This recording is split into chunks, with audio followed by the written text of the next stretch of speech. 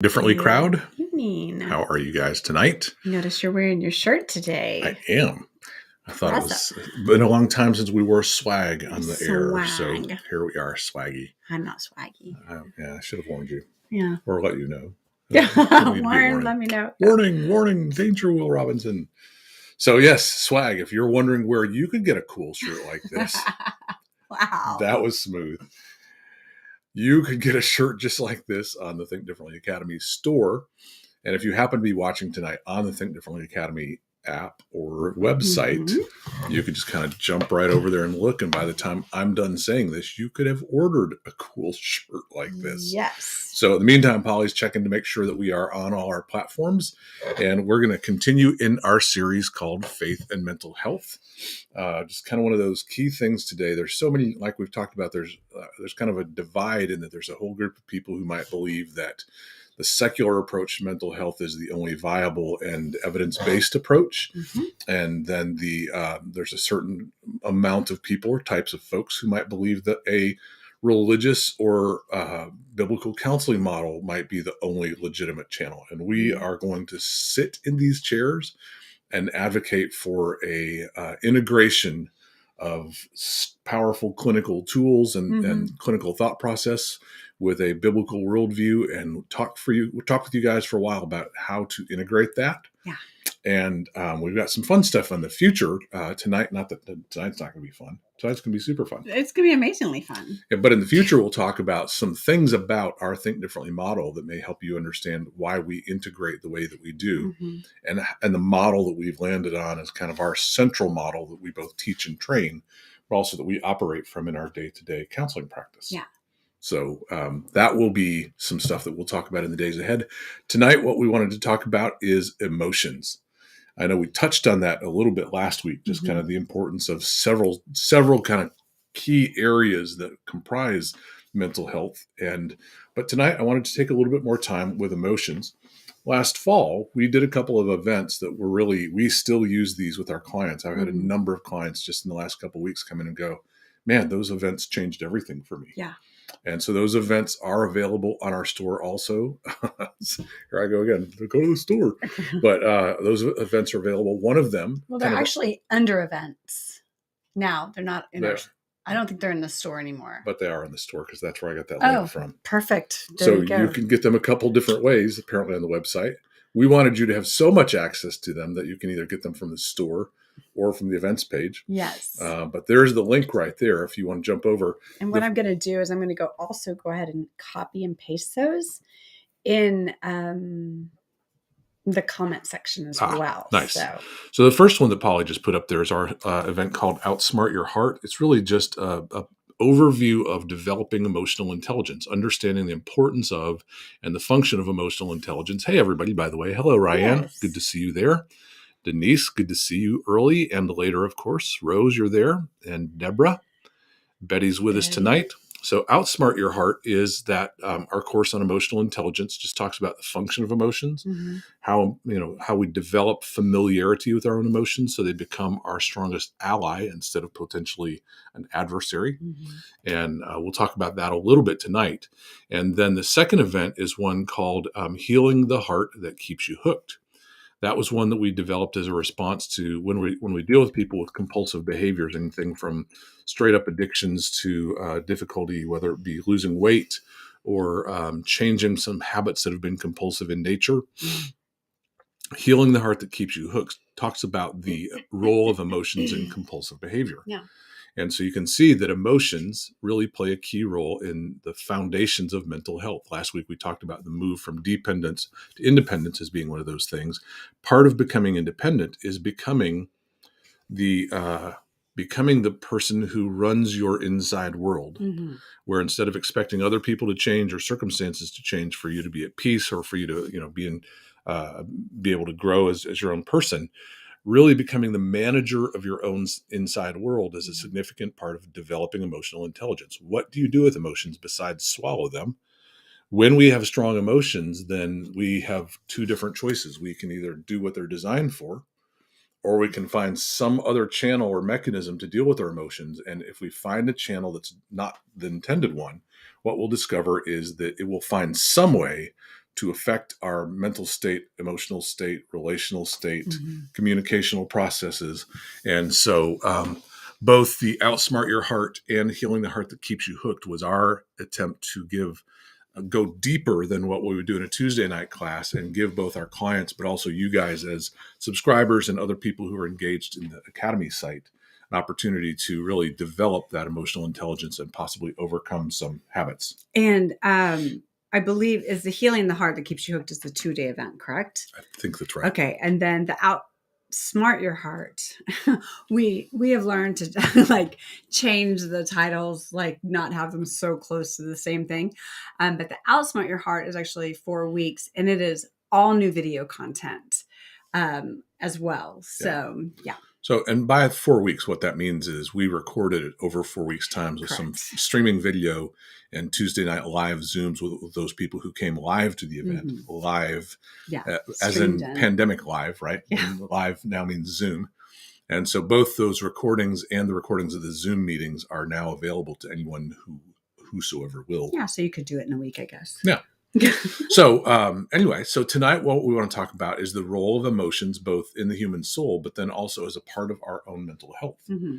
You know, I think we talked a little bit last time, and I think that I used the quote from Carl Jung, basically saying that a lot of the things that people struggle with in terms of mental health is an illegitimate attempt to avoid legitimate pain. Mm. In other words, life is not always easy. There are a lot of hard circumstances that we deal with. Some of them internally, like health, physical health. Some of them relationally. Some of them circumstantially, like car accident, death of a family member. All kinds of things that we struggle with are difficult. And every one of those things has an associated experience and expression of emotions. Mm. And the attempt to avoid a healthy version of our pain, the attempt to avoid a healthy recognition, engagement, and expression of our pain or our struggles often results then in this kind of whether it be a false self or whether it be we repress emotions or suppress emotions, and then they come out in different ways because they're not coming out through the channel they're designed for. You can see that our emotions, once we talk about their design in just a moment, there's a way that our emotions are supposed to work. Yeah. And when they don't work that way, they affect us in multiple different channels of our life. Right. Because they're going to come out somewhere. They're going to come out somewhere. Yeah. It's, I had one friend of mine who said to me one day, he said, I really don't understand grief. And he's kind of saying it to me like a question, like people tell me I need to deal with some grief and I just don't understand grief. And I said, well, do you understand urinating? Yeah. And he's like, well, I think so. I said, well, it's in there. It needs to come out. I said, and that's exactly what grief is. It's in there and it needs to come out. Mm-hmm. And as is true with many of our emotions, by the way, our emotions have a certain process, which we'll teach you in the Outsmart Your Heart event. We'll talk about it a little bit tonight. Yeah. Well, in that event, we obviously take the time to walk you through the deeper elements of that. But what I want to say is where this part of the teaching intersects with the world of faith, I want to talk about for just a moment about the common myth that people of faith often both hear and presume or assume about the role of emotions in the human soul. And that myth is this. People say often, don't trust your emotions, they'll lie to you. And what I always tell people is that's so contrary to what's true. Right. It actually, that belief system and that teaching actually causes harm to people. What I want you to know is that your emotions will never lie to you, because part of their goal, part of their purpose, part of their design is to be an internal communicator. But here's the thing, your emotions won't lie to you. They'll always tell you the truth about what you believe. Yeah. So the trick is not that our emotions are deceptive, but we can believe things that are true and we can believe things that are untrue. Mm-hmm. And our emotions are just kind of like the dials and lights on the dashboard of your car that say, hey, underneath the hood, you're believing this, and that's not congruent with the life that you're living, or that's not congruent with the reality that you're facing. And so that belief translates into emotions, and those emotions become a communicative mechanism internally, so that if we learn how to befriend our emotions and engage them in their intended design, those emotions tell us, oh, you believe a lie about X, or You believe that one that I dealt with several years ago. You believe that if you express your needs, then other people will pay a price. Those kind of beliefs translate into emotions, and that's part of the design of emotions. They're internal communication. And so when someone says to you, don't trust your emotions, they'll lie to you, it's because they don't understand the function of emotions, and because there's a difference between letting your emotions do their job and letting your emotions run your life. It's pretty good advice to not let emotions run your life, but even that, there's kind of a little hook in there.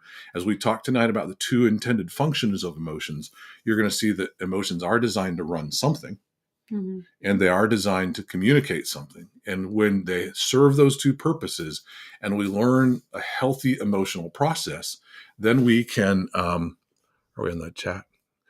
Then we can engage our emotions in a way that they'll give us kind of a maximum benefit, maximum experience, and maximum mental health. Yes. So let's talk about that a little bit. The two purposes for emotions. One of them is what I've mentioned already. Emotions are an internal communication mechanism. If I see something and my senses give me information, I develop a belief about or a perception about that information, which results in an emotion. That emotion then lets the rest of me catch up with what I believe. I just won the lottery. My perception is everything in my life is going to be amazing and wonderful so far. You obviously haven't read history. And so my emotions kind of let my whole body know, yes.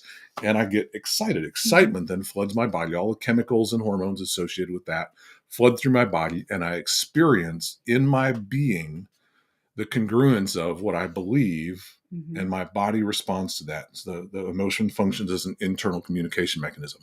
So, for instance, what if instead what I see is somebody that appears to be dangerous? Now my perception is that person's dangerous.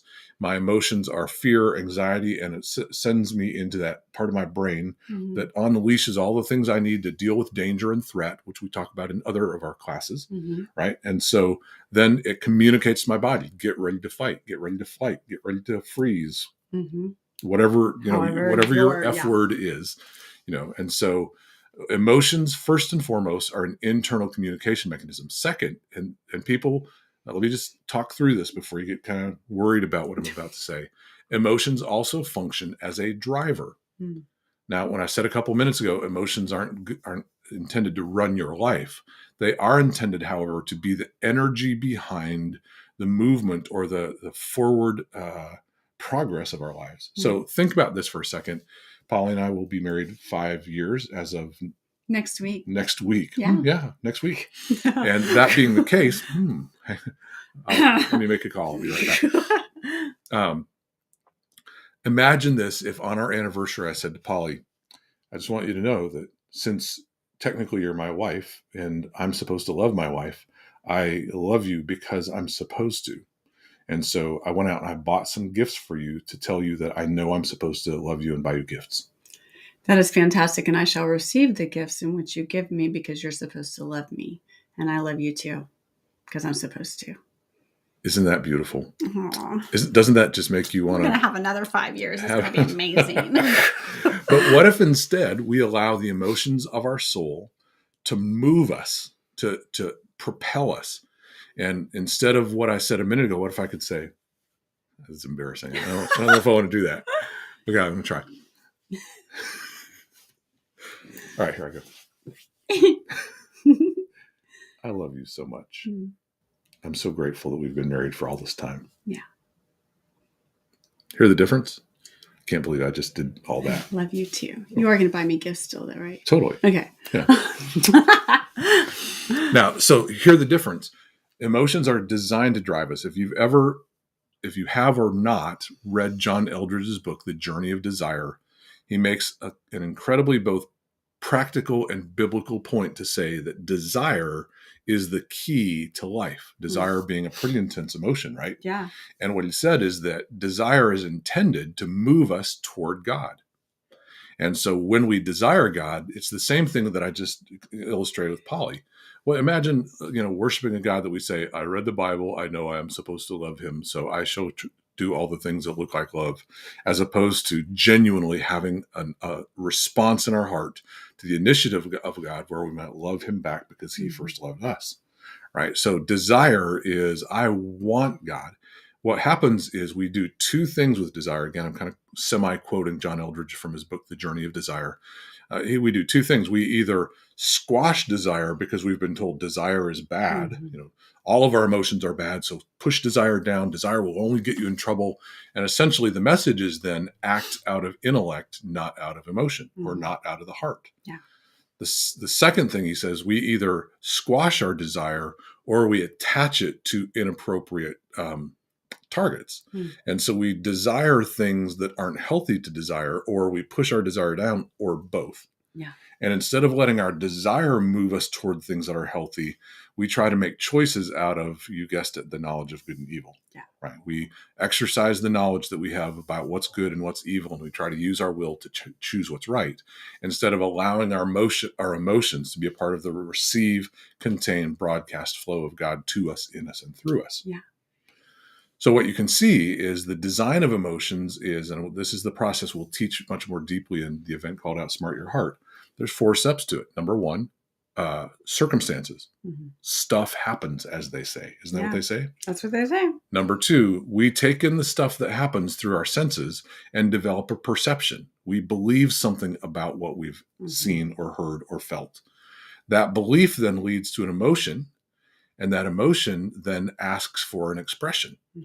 And when you learn that process and learn to be familiar with your emotions and let them do their job, they communicate to your body, and they move us toward things that are healthy and move us away from things that are unhealthy. Then our emotions can do our job. And when we express them, the chemical makeup of those emotions then is released from our body, and we don't have kind of that long-term buildup. Because emotions have such a significant chemical component to them, when we don't express our emotions, they do build up on the inside. It's not just a metaphor that emotions build up when they're not expressed. Physiologically, emotions will build up when they're not expressed. And so the importance of the expression of those emotions is it keeps them from building up on the inside. Hey, Dana. I think about like little children, you know, they don't have the understanding or capability to be able to know what their emotions are doing. They feel it, they see it, and they express it. And so be it laughter, be it anger, be it fear, be it whatever. And then as adults, we either respond to it with care and love and connection, or we tell them, don't cry. You have nothing to cry about, or I'll give you something to cry about. Or, you know, it's like, oh, wow, you sound really angry. And then sit and let them discover that emotions like are an expression. And so many of us have been not distorted. What is the word? Suppressed in our expression of emotions, starting at a really young age. Whether you were told just to be seen, don't say anything, don't bother mom, don't bother dad, be quiet because you're going to make everybody angry. Or you learn, with that as a child, when you learn not how to express emotions, when we grow up, then emotions feel scary. Yeah. Or they're either too big, or they're too much, or they're not enough, or any of that. And so it's this opportunity for us to be able to look at our emotions and become familiar with them and connect with them and not be afraid of them, even when they're really big. Because there are times like I'd be happy to lay on the floor and throw a big old fit. It's like, wow, that's a really big emotion. It's a big emotion. I wonder where that's coming from. Let me kind of do a check and see what's happening in this process. Let that emotion tell you something. Right. Let it communicate to you whatever's going on in your perceptions and in your soul. Yeah. Yeah. David's on. Sorry. Yeah. Hi, David. California. Yeah. So, and listening to Polly talk about, how children are, I think it's important to realize that unless a child is either born with some biological issue or born into already fairly intense trauma, most children begin in California again. Hi, Abby. So we've got 3 California in a row. Hello, you guys. Hey, Abby. Children generally start out with a fairly healthy emotional makeup. They perceive, they feel, they express. They perceive, they feel, they express. And it's actually, in many times, it's the growing into the family of origin patterns Right. that are unhealthy that teach someone dysfunctional ways to handle emotions. Just like Polly said, when parents come and say, I'll give you something to cry about, or you have nothing to cry about, Right. essentially the message is your emotions don't belong here. Mm-hmm. Put them back or take them somewhere else. Mm-hmm. But a child comes into the world with a fairly natural process, just like their biological, digestion and elimination process. Mm-hmm. They have the same thing with their emotions. They perceive, they believe, they feel, they express. It's so like it's that receive, they contain, and they broadcast. Right. Yeah. And then what happens is we grow up in we learn all these complicated ways that we're not supposed to deal with our emotions, but we're told we are. Mm-hmm. We have family of origin patterns that distort kind of that healthy process. Mm-hmm. And then here's where we intersect with the faith world again. What does Jesus say? You all have to become like a little child, Mm-hmm. right? There are multiple reasons why that's true, but I believe that one of them is the natural spontaneity of a healthy emotional life. Yeah. And so I don't think Jesus is saying we lay on the floor and throw a temper tantrum, but I think what he's saying is leave kind of that innocence. Yeah, come back to that innocence of what you feel is okay because it is what you feel. Mm-hmm. Give it a voice, give it a place, and then let it go. That's all I'm going to do. That's no more singing. I'm not going to sing. Yeah. You get to with the grandkids.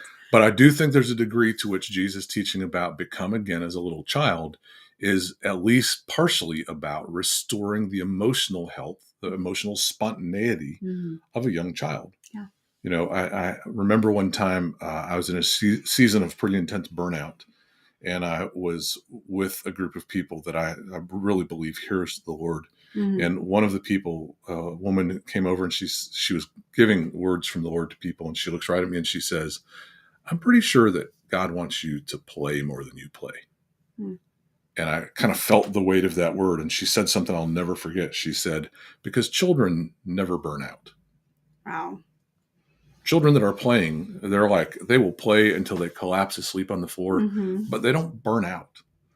And so there's something about the healthy emotional life of a child that's not been born into immediate trauma and that doesn't have any biological issues that may prevent that. There's something about the healthy emotional life of a child that if we can return to that, our emotions simply become what they are, function for their intended purpose, and can be released out into outer space at that point, out into the metaverse. Sorry. Wow. Sorry. That just, oops. That'll be next week. Yeah. And hi, April. Oh, y'all are twins. You're wearing her shirt. Nice. So what we want you to hear is that a significant part of mental health is handling your emotions in a healthy way. Mm-hmm. The events that we posted earlier, some of that simply has to do with becoming familiar with your emotions. So outsmart your heart so you become emotionally intelligent. Learn an emotional vocabulary that allows the feelings inside of you to have a pathway to the outside world, and the information from the outside world have a helpful pathway to your inside world. That emotional vocabulary is so crucial to having a healthy emotional life. And so, but also, the more we develop some unhealthy emotional habits, we also start to develop unhealthy thought processes and unhealthy behavior patterns. And so healing the heart that keeps you hooked is really about getting underneath those thought processes and behavior patterns and discovering the emotions that are kind of burning underneath those and finding how to kind of take the fuel away from that by giving emotions their rightful place and giving them, allowing them to help us know what we need. So instead of counterfeit responses to our emotions or counterfeit regulating of our emotions, we find legitimate and healthy ways to regulate our emotions. Yeah. Emotions then really are one of the most important pieces of a life of mental health. And one of the things you need to know about, I'll give you two sides of a coin. Number one, God himself is a very emotional God. You look at both the person of Jesus and the way that he interacted with people. He laughed Mm-hmm. I won't say he laughed, he cried, but he did all those things. Yeah. There are different passages where if we can look at them in the original language, there's a real kind of a joyous exuberance about Jesus' life, as well as a genuine willingness to grieve, as well as Angry. times that he'd become angry when there were violations that were taking place. All of our emotions tell us something. And Jesus lived out that healthy emotional life where he allowed his emotional life to simply tell him what was taking place in his perceptions. Of course, he is the Word of God, so he's always perceiving correctly. Perception. Yeah. Right. I don't think he ever believes a lie that becomes a stronghold. Yeah. No.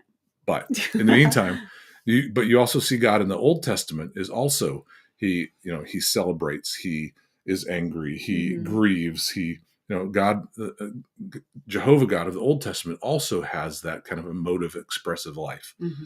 So what we want you to catch is that because we're created in the nature of God, the emotional makeup of our soul isn't just something we have, it is us. Yeah. Tonight with our training group, we're going to talk about something called empathy.